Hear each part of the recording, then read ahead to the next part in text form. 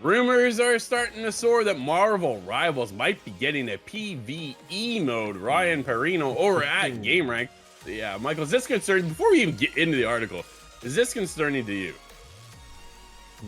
A little bit, right? But maybe that's just me having, still the scars from what happened with Overwatch 2 and the promised PvE mode. I want to give them the benefit of the doubt, but I'll say this before we even read into it, Drew. Under promise, over deliver. Do not do what Blizzard did, which was over promise and deliver nothing. There's that. Let's get into it. Some time ago, I was informed by a source that they had experienced a PvE mode in the game. Today, at RivalsInfo, found a tag suggesting PvE might be still in development. It's unclear if this feature has been scrapped or if it's still planned for the future update. Of course, the reason this would be a big deal is Blizzard famously promised extensive PvE content for Overwatch 2 and then failed to deliver as they scaled those promises back.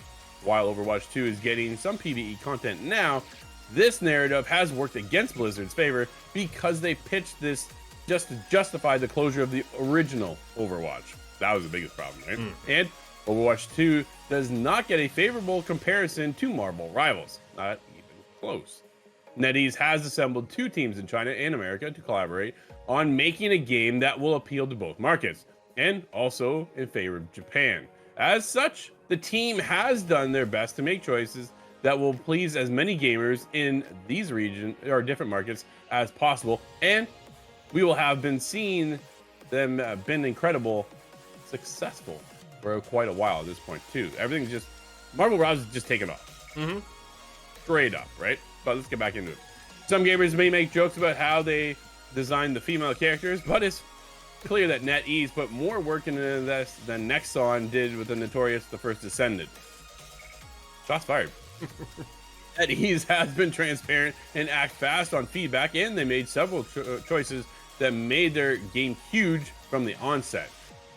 Dude, again, right? We're getting now into this Fantastic Four expansion. We're getting a new season, Eternal Nightfalls. Yep. So there's something to look forward to there. Season 0 dropped. Everybody had a great time. We're getting into season 1. That's going to continue to climb.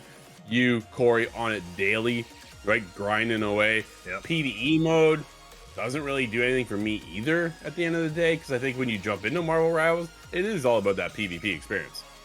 I think it's just one of those modes to keep you online, right? And that's what Blizzard, I think, tried to do, right? Because like for someone like me, right, I'm just going to play Overwatch, do PvP, and then I'm going to go play something else to do PvE, right? And I think the whole goal of this was like, well, what if we have good PvE on Overwatch? You're going to log on, you're going to do some PvP, you're like, all right, I'm done doing PvP. All right, now I'm just going to do PvE. I'm going to stick on the mode, maybe buy some skins for the PvE. All right, that's obviously what they're trying to do.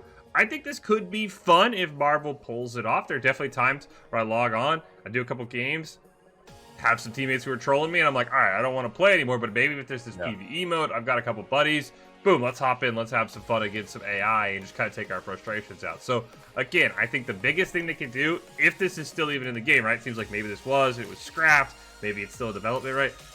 Sure. One, don't promise a Marvel Rivals 2 like we talked about with Overwatch, but just under promise, right? Hey, this is going to be something very basic, very simple, and then if you over deliver, I think that'll keep people around, right? Because the biggest thing Marvel Rivals doing, they're keeping people around. You look on the Steam numbers, they're getting 400,000 people every day. They're not losing people yet. The worst thing they could do is hype everybody up and let them all down, because there's Overwatch if you fail at any step. I think the PvE thing would be cool as, okay, new character drops, right? New hero comes into the mix.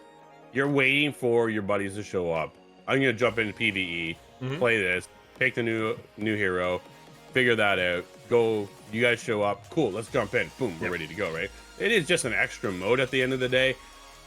I don't think it's the full draw. I think it is really the PvE competitive side. You watched the competitive competition over the weekend. How was that? It was interesting. If you look at the patch notes that are coming for the season tomorrow, they definitely realized it was pretty stale. It was a lot of, all right, we're going to pick this team.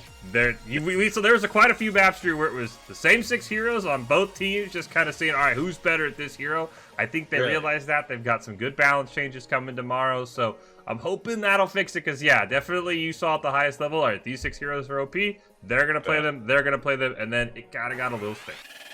That's fair. Yeah, we do not need a Marvel Rivals 2. I think they're still so early that Marvel Rivals can just keep banging out one hero after another, especially in the Marvel universe, right? There's so many to pick from. We even said yesterday, I think it was, or today, no, yesterday, that we never even predicted the Fantastic Four. Never even crossed our minds, right? So here we are. We're getting season 1. You're getting 4 new heroes. Incredible. Can they keep that momentum going? Time will tell.